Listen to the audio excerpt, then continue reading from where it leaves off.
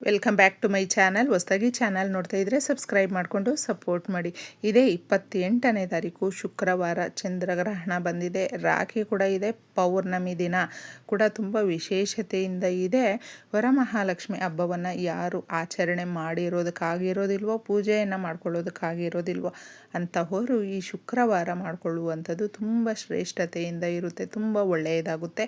ಇನ್ನು ಮುಖ್ಯವಾಗಿ ಪೌರ್ಣಮಿ ಕೂಡಿ ಬಂದಿರುವಂಥದ್ದು ಈ ದಿನ ಮಾಡುವಂಥ ಯಾವುದೇ ರೀತಿಯಾದಂಥ ಪರಿಹಾರಗಳು ತುಂಬ ಈಸಿಯಾಗಿ ಮನುಷ್ಯನಿಗೆ ಬಂದಿರುವಂಥ ಬಡತನವನ್ನು, ಅಂಧಕಾರವನ್ನು, ಸಮಸ್ಯೆಗಳನ್ನು, ಕಠಿಣಾತಿ ಕಠಿಣ ಪರೀಕ್ಷೆಗಳನ್ನು ಎದುರಿಸ್ತಾ ಇದ್ದರೆ, ಒಂದರ ಮೇಲೆ ಒಂದು ಪೆಟ್ಟು ಬೀಳ್ತಾ ಇದ್ದರೆ ಈ ದಿನ ಈ ಸಣ್ಣ ಪರಿಹಾರವನ್ನು ಮಾಡ್ಕೊಳ್ಳಿ. ನಿಮ್ಮ ಮನೆಗೆ ನರದೃಷ್ಟಿ ಹಿಡಿದಿದ್ರು ಹಾಗೂ ಶತ್ರುಗಳು ಏನಾದರೂ ಕುತಂತ್ರ ಮಾಡ್ತಾಯಿದ್ರು. ನರದೃಷ್ಟಿ ಅನ್ನುವಂಥದ್ದು ಎಷ್ಟು ಕೆಟ್ಟದ್ದಾಗಿ ಇರುತ್ತೆ ಅಂದರೆ, ಎಷ್ಟೇ ಒಳ್ಳೆ ಸಂಬಂಧಗಳಿದ್ರು, ಎಷ್ಟೇ ಒಳ್ಳೆ ಕೆಲಸ ಇದ್ದರೂ, ಎಷ್ಟೇ ದುಡ್ಡಿದ್ರು, ಎಷ್ಟೇ ಐಶ್ವರ್ಯ ಇದ್ದರೂ ಕೂಡ ಕರ್ಗೋಗ್ಬಿಡುತ್ತೆ. ಸಮಸ್ಯೆಗಳು ತುಂಬಾ ಬರುತ್ತೆ.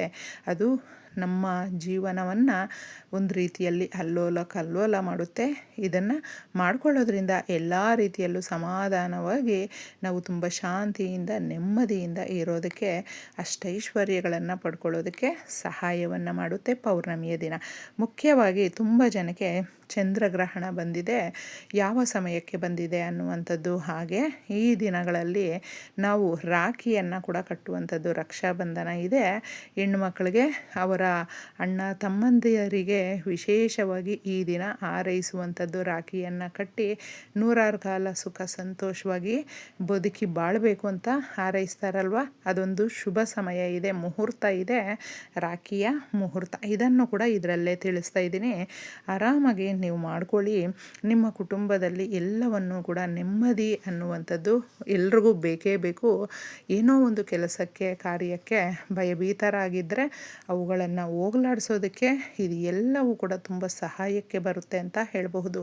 ಚಂದ್ರನು ಬಂದು ಮನುಷ್ಯನ ಮನಸ್ಸಿನ ಕಾರಕ, ಮನಸ್ಸಿನ ಮೇಲೆ ತುಂಬ ಪ್ರಭಾವ ಬೀರುವಂಥ ಪೌರ್ಣಮಿ ಅಂತಲೇ ಹೇಳಬಹುದು. ಯಾಕಂದರೆ ಪೌರ್ಣಮಿಯ ದಿನಗಳು ಬಂದಾಗ ಅದರ ಹಿಂದೆ ಮುಂದೆ ಮನುಷ್ಯ ಒಂದೊಂದು ರೀತಿಯಲ್ಲಿ ಆಡ್ತಾ ಇರುವಂಥದ್ದು. ನಮ್ಮ ಮನಸ್ಸೇ ನಮ್ಮ ಹತೋಟಿಯಲ್ಲಿ ಇರೋದಿಲ್ಲ. ಏನೋ ಒಂದು ಕೆಟ್ಟ ಆಲೋಚನೆಗಳು, ಒಳ್ಳೆ ವಿಚಾರಗಳಿದ್ದರೂ ಕೂಡ ತುಂಬ ಕೆಟ್ಟ ಆಲೋಚನೆಗಳು ಮೂಡ್ತಾನೆ ಇರುತ್ತೆ. ಅಂತಹವರು ಈ ದಿನ ಮುಖ್ಯವಾಗಿ ನೀವು ಹಾಲನ್ನು ಹಾಗೂ ಅನ್ನದಿಂದ ಮಾಡಿದಂಥ ಪಾಯಸವನ್ನು ಏನೇ ಆಗಿರಬಹುದು ಚಂದ್ರನಿಗೆ ಅರ್ಪಿಸೋದರಿಂದ ಇಷ್ಟಾರ್ಥಗಳು ಪ್ರಾಪ್ತಿಯಾಗುತ್ತೆ. ತುಂಬ ಜನಕ್ಕೆ ಮನೆಗೆ ಏನೋ ಒಂದು ನರದೃಷ್ಟಿ ತಾಗಿದೆ, ನಮ್ಮ ಮೇಲೆ ನರದೃಷ್ಟಿ ಬಿದ್ದಿದೆ, ನಮಗೆ ನಮ್ಮ ಮನೆಯಲ್ಲಿ ಗಂಡ ಹೆಂಡತಿಯ ಸಂಬಂಧ ಚೆನ್ನಾಗಿಲ್ಲ, ಮಕ್ಕಳು ತುಂಬ ಜಗಳ ಆಡ್ತಾರೆ, ಹೇಳಿದ ಮಾತು ಕೇಳೋದಿಲ್ಲ, ಮನೆಯ ಯಜಮಾನರು ಕೂಡ ಜವಾಬ್ದಾರಿ ತಗೊಳ್ಳೋದಿಲ್ಲ, ಜಗಳ ಮಾಡ್ತಾರೆ, ದುಡ್ಡು ಕಾಸಿಗೆ ತುಂಬ ತೊಂದರೆ ಇದೆ ಅನ್ನುವಂಥವರು ಸಣ್ಣದಾಗಿ ಪರಿಹಾರವನ್ನು ಮಾಡ್ಕೊಳ್ಳಿ.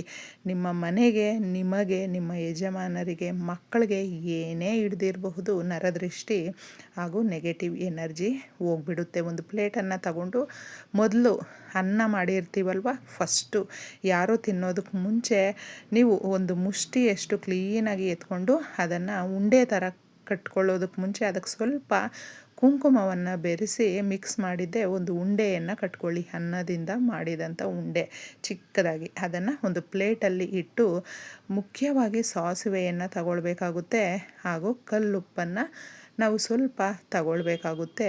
ತೊಟ್ಟು ತುದಿ ಮುರಿಯದೆ ಇರುವಂಥ ಒಣಮೆಣಸಿನಕಾಯಿಯನ್ನು ತಗೊಳ್ಬೇಕಾಗುತ್ತೆ. ಇದರಲ್ಲಿ ನೀವು ನೋಡುವಂಥದ್ದು ಇನ್ನು ಮುಖ್ಯವಾಗಿ ಕಾಳು ಮೆಣಸನ್ನು ಸ್ವಲ್ಪ ತಗೊಳ್ಬೇಕಾಗುತ್ತೆ.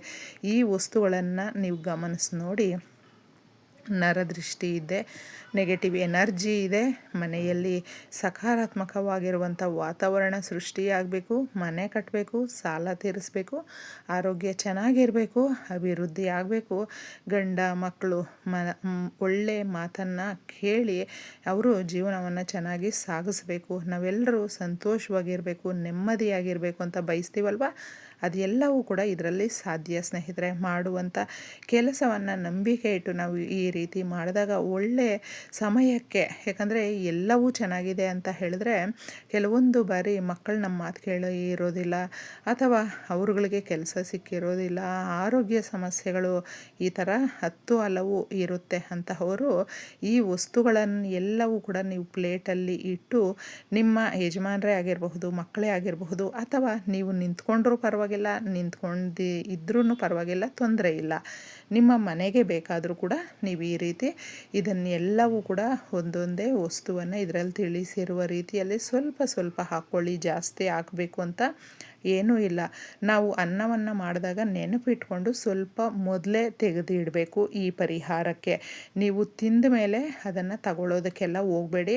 ಪರಿಹಾರ ನಮಗೆ ರಿಸಲ್ಟನ್ನು ಕೊಡೋದಿಲ್ಲ, ಗಮನಿಸ್ಕೊಳ್ಳಿ ಸ್ನೇಹಿತರೆ. ಯಾಕಂದರೆ ನಾವು ಏನೇ ಮಾಡಬೇಕು ಅಂದರೆ ಅದನ್ನು ಮೊದಲೇ ಮುಖ್ಯವಾಗಿ ತಗೊಂಡು ಇಟ್ಕೊಂಡಿರಬೇಕಾಗುತ್ತೆ. ಈ ರೀತಿ ಮಾಡಿದಾಗ ಇಷ್ಟಾರ್ಥಗಳು ಪ್ರಾಪ್ತಿಯಾಗುತ್ತೆ. ಈ ವಸ್ತುಗಳನ್ನು ಎಲ್ಲವೂ ಕೂಡ ನೀವು ಒಂದು ಪ್ಲೇಟಲ್ಲಿ ಇಟ್ಟು, ತದನಂತರ ಏನು ನಿಮ್ಮ ಯಜಮಾನರು, ಅಕಸ್ಮಾತ್ ನಿಮ್ಮ ಮಕ್ಕಳು, ಅವ್ರುಗಳು ತುಂಬ ಕಷ್ಟ ಅಥವಾ ಏನೋ ಒಂದು ಇದಕ್ಕೆ ಗುರಿಯಾಗಿದ್ದರೆ ಅವ್ರುಗಳ್ನೂ ಸೇರಿಸಿ ನೀವು ದೃಷ್ಟಿಯನ್ನು ಮಾಡಬಹುದು. ಮನೆಯ ಮುಂದೆ ನಿಂತ್ಕೊಂಡು ಇದನ್ನು ಎಲ್ಲವೂ ಕೂಡ ಮನೆಯ ಹೊರಗಡೆ ಮಾಡ್ಕೊಳ್ಬೇಕಾಗುತ್ತೆ, ಮನೆಯ ಒಳಗಡೆ ಅಲ್ಲ. Clockwise, anti clockwise, ಮೇಲಿಂದ ಕೆಳಗಡೆ ಅನ್ನೋ ಥರ ದೃಷ್ಟಿ ಮಾಡಿದ್ದೆ ಇದು ಎಲ್ಲವನ್ನು ಕೂಡ ಯಾರು ತುಳಿದೇ ಇರುವ ಕಡೆ ಹುಷಾರಾಗಿ ಹಾಕ್ಬಿಟ್ಟು ಬಂದು ಕೈ ಕಾಲು ಮುಖ ತೊಳ್ಕೊಂಡು ಇದನ್ನು ಸಂಧ್ಯಾ ಸಮಯದಲ್ಲಿ ಮಾಡ್ಕೊಳ್ಬೇಕಾಗುತ್ತೆ ಸ್ನೇಹಿತರೆ. ನೆನ್ಪಿಟ್ಕೊಳ್ಳಿ, ಮಾಡಿಕೊಂಡು ಚೆನ್ನಾಗಿರ್ರಿ. ಬಿಸಾಕ್ಬಿಟ್ಟು ಬಂದು ಕೈ ಕಾಲು ಮುಖ ತೊಳ್ಕೊಂಡು ನಿಮ್ಮ ಪಾಡಿಗೆ ನೀವು ಇರಿ. ಆಗುವಂಥ ಬದಲಾವಣೆಗಳು ನೀವು ನೋಡಬಹುದು. ಇನ್ನು ಮುಖ್ಯವಾಗಿ ಈ ದಿನ ನಾವು ಕೆಲವು ವಸ್ತುಗಳನ್ನು ಮನೆಗೆ ಕೊಂಡ್ಕೊಂಡು ಬರೋದು ಯಥೇಚ್ಛವಾದಂಥ ಲಾಭವನ್ನು ತಂದುಕೊಡುತ್ತೆ. ಸಕ್ಕರೆಯನ್ನು, ಅರಿಶಿಣವನ್ನು, ಏಲಕ್ಕಿಯನ್ನು ತಗೊಂಡು ಬನ್ನಿ. ಪರ್ಫ್ಯೂಮನ್ನು ಅಂದರೆ ಲಕ್ಷ್ಮೀದೇವಿಗೆ ಬಳಸುವಂಥ ಪರ್ಫ್ಯೂಮನ್ನು ಮನೆಗೆ ತಗೊಂಡು ಬನ್ನಿ. ಈ ವಸ್ತುಗಳು ಎಲ್ಲವೂ ಕೂಡ ಕಂಪಲ್ಸರಿ ತಗೊಂಡು ಬರಬೇಕು ಅಂತೇನೂ ಇಲ್ಲ. ಈ ವಸ್ತುಗಳನ್ನು ನೀವು ತಗೊಂಡು ಬಂದ ಮೇಲೆ ಇದರಲ್ಲಿ ನಾನು ಈಗ ಉಪ್ಪು ಹೇಳಿದೆ ಅಲ್ವಾ, ಉಪ್ಪನ್ನು ನೀವು ಪರಿಹಾರಕ್ಕೆ ಬಳಸ್ಕೊಳ್ಬಹುದು ಸ್ವಲ್ಪ. ತದನಂತರ ನಿಮ್ಮ ಅಡುಗೆ ಮನೆಗೆ ನೀವು ಬಳಸ್ಕೊಳ್ಬಹುದು. ಈ ವಸ್ತುಗಳನ್ನು ಯಾವುದು ಅನುಕೂಲ ಆಗುತ್ತೋ ಅದನ್ನು ಒಂದೆರಡು ತಗೊಂಡು ಬಂದರೂ ಸಾಕಾಗುತ್ತೆ. ಲಾಭವನ್ನು ತಂದುಕೊಡುತ್ತೆ. ಶ್ರೀ ಮಹಾಲಕ್ಷ್ಮಿ ಮನೆಗೆ ಬರ್ತಾಳೆ. ಇನ್ನು ಮುಖ್ಯವಾಗಿ ಈ ದಿನ ಬೆಂಡೆಕಾಯಿ, ಮುಲ್ಲಂಗಿಯನ್ನು ತಿನ್ನಬಾರ್ದು. ಅಡುಗೆ ಮಾಡಿ ಯಾವುದೇ ರೂಪದಲ್ಲೂ ಕೂಡ ಸೇವನೆಯನ್ನು ಮಾಡಬಾರ್ದು ಸ್ನೇಹಿತರೆ. ಇದನ್ನು ನೆನಪಲ್ಲಿಟ್ಕೊಳ್ಳಿ. ನಮ್ಮ ಹಿರಿಯರಿಗೆ ಮೊದಲ ಕಾಲದಲ್ಲೆಲ್ಲ ಗೊತ್ತಿತ್ತು, ಈ ವಾರ ನಾವು ಪ್ರಯಾಣ ಈ ಥರ ಮಾಡಬಾರ್ದು, ಈ ರೀತಿ ಪದಾರ್ಥಗಳನ್ನು ಹಾಕಿ ಅಡುಗೆಯನ್ನು ಮಾಡಿ ತಿನ್ನಬಾರ್ದು. ಆ ರೀತಿ ತಿನ್ನೋದ್ರಿಂದ ಆರೋಗ್ಯ ಹಾಗೂ ಹಣಕಾಸಿನ ಮೇಲೆ ಆರ್ಥಿಕ ಸಮಸ್ಯೆಗಳು ಅನ್ನುವಂಥದ್ದು ಬರುತ್ತೆ ಅನ್ನೋದು ಹಿರಿಯರಿಗೆ ಗೊತ್ತಿತ್ತು. ಅದಕ್ಕೋಸ್ಕರನೇ ಈ ದಿನಗಳಲ್ಲಿ ಇದನ್ನು ಕೂಡ ನೀವು ಫಾಲೋ ಮಾಡಿ, ತುಂಬ ಒಳ್ಳೆಯದಾಗುತ್ತೆ. ಪೌರ್ಣಮಿಯ ದಿನ ಇನ್ನು ರಾಖಿ ಹಬ್ಬವನ್ನು ಕೂಡ ನೀವು ಆಚರಣೆ ಮಾಡೋದು ತುಂಬ ಚೆನ್ನಾಗಿರುತ್ತೆ. ಆ ಸಮಯವನ್ನು ಕೂಡ ಇದರಲ್ಲೇ ತಿಳಿಸಿದ್ದೀನಿ. ಬೆಳಗ್ಗೆ 5:55ರಿಂದ ನಮಗೆ 9:48ರವರೆಗೆ ಇರುತ್ತೆ. ಮಾಡ್ಕೊಂಡು ನೋಡಿ. ಎಲ್ರಿಗೂ ಒಳ್ಳೆಯದಾಗಲಿ. ಧನ್ಯವಾದಗಳು.